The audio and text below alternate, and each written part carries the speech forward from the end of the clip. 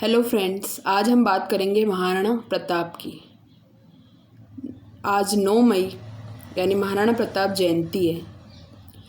महाराणा प्रताप जिनका जन्म 9 मई 1540 को कुंभलगढ़ यानी वर्तमान राजसमंद जिला कुंभलगढ़ के बादल महल में हुआ। इनके पिता का नाम उदय सिंह और माता का नाम जयवंता बाई था।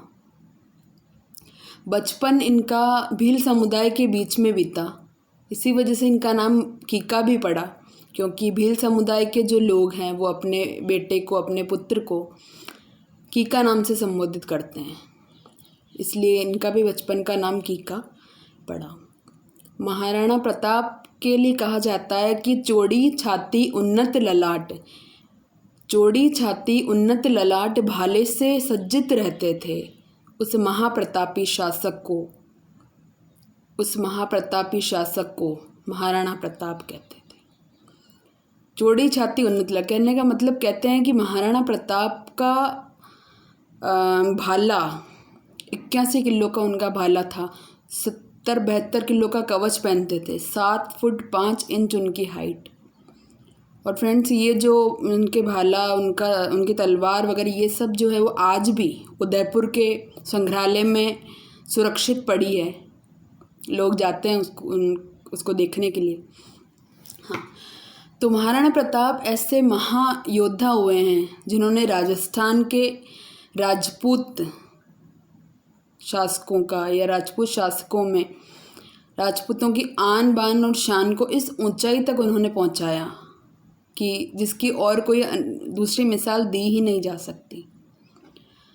अपने जीवन में कभी भी किसी की गुलामी स्वीकार नहीं की इन्होंने।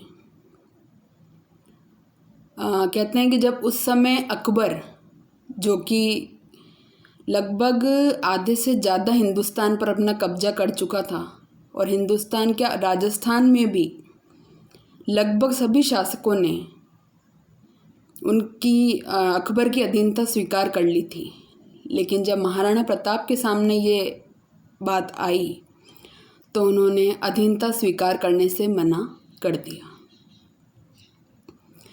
उन्होंने अधीनता स्वीकार नहीं की, बल्कि उन्होंने क्या करा, युद्ध को चुना। यानी कि उन्होंने अकबर जैसे, उस समय वो इतना शक्तिशाली मुग़ल बादशाह था, महाराणा से तो कहीं ज़्यादा शक्तिशाली था, फिर भी उन्होंने उसका विरोध किया और ये चीज़ साबित कर दी कि उनको महाराणा ऐसे ही नहीं कहा जाता है।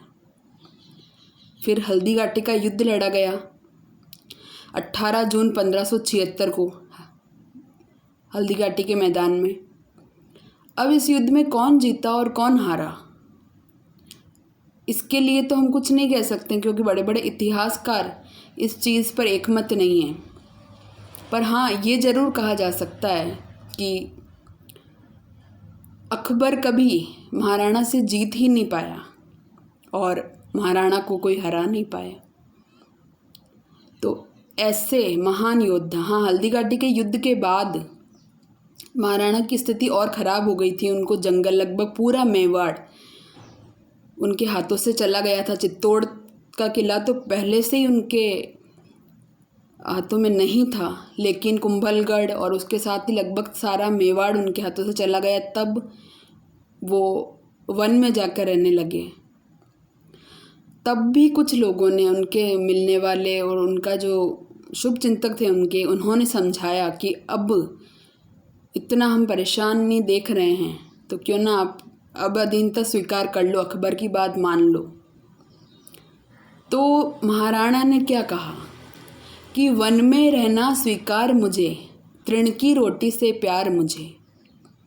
वन में रहना स्वीकार मुझे, तृण की रोटी से प्यार मुझे। मैं दास बनूं इन मुगलों का, तो जीना है धिक्कार मुझे। यानी कि मैं इन मुगलों की दासता स्वीकार करूँगा? बिल्कुल नहीं। तो ऐसे महान वीर शिरोमणि महाराणा प्रताप जी की आज 481वीं जयंती है।